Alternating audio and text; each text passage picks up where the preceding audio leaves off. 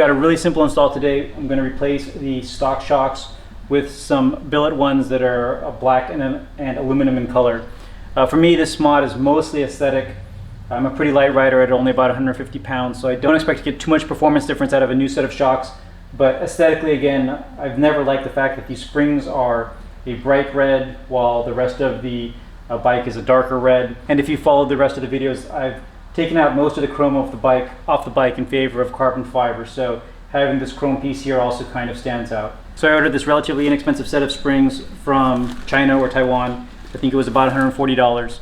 So we're gonna go ahead and open these up, and it should be a very simple install. It comes in this plastic, well-taped outer cover that I assume is going to house a box inside. Here's the actual product, the length being 320 millimeters.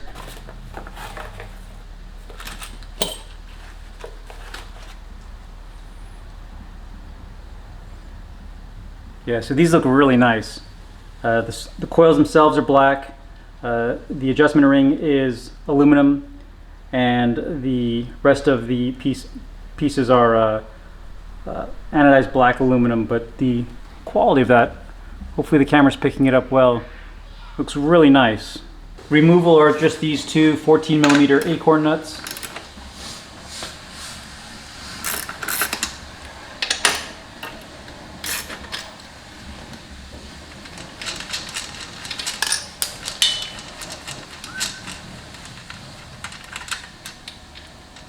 And then there's washers. Notice that there's a larger washer at the bottom and the smaller washer goes to the top.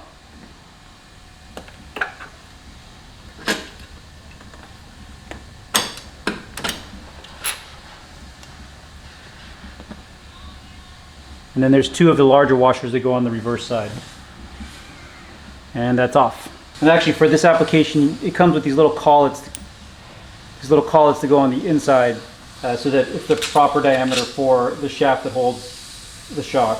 So I'll insert those inside before I install it. So in looking at the other side, on the other shock tower, there's actually a large washer and then a small washer, and then the nut. I'm not sure why I only had a small washer on this side originally, but anyway, I think you're probably supposed to have it in this configuration, and I'm not sure why I don't have this extra large washer. So I'm going to go pick up another one of these. For now, I'm just going to secure it using the small washer. But yeah, be mindful that it looks like on the other side there's a large then small at the top. On the bottom though, it's just the large and then the nut. So not sure why I had a different setup, but looks like it's supposed to be large then small. But again, for now, I'll just stick with the small washer. So before I throw on the other side, I just wanted to show what the differences are between these two shocks and how much it changes the look of the bike from the back and the sides.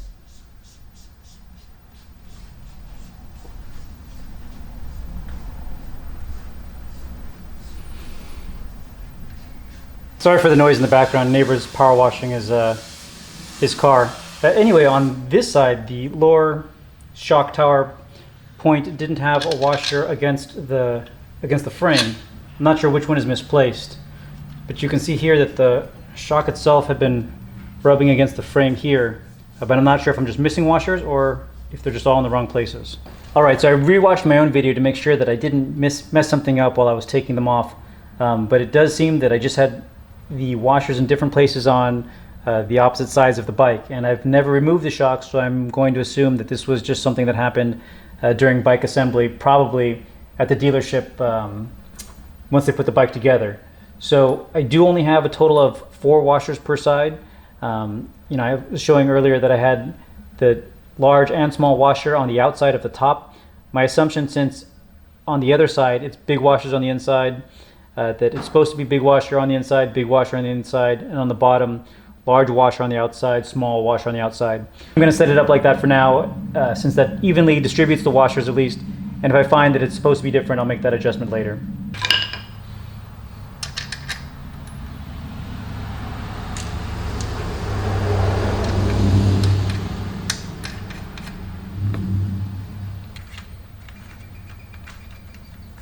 And I'm torquing these bolts down to 25 foot-pounds. All right, did a quick ride. The shocks feel pretty good. I set it actually to the softest setting, and it still feels a bit firmer than the stock shocks, but I don't mind that. The stock shocks felt a little too bouncy, and again, even though I'm a light rider, felt like it could have been a bit firmer. So I'm happy with the way that these feel. Relatively inexpensive and a pretty easy install. Again, I wasn't a fan of the way that that red and chrome was back there, with the rest of the bike having mostly carbon fiber and at least no reds that matched the springs that came on the bike. So I've got a few more immediate things planned for the bike. Stay tuned. Thanks for watching.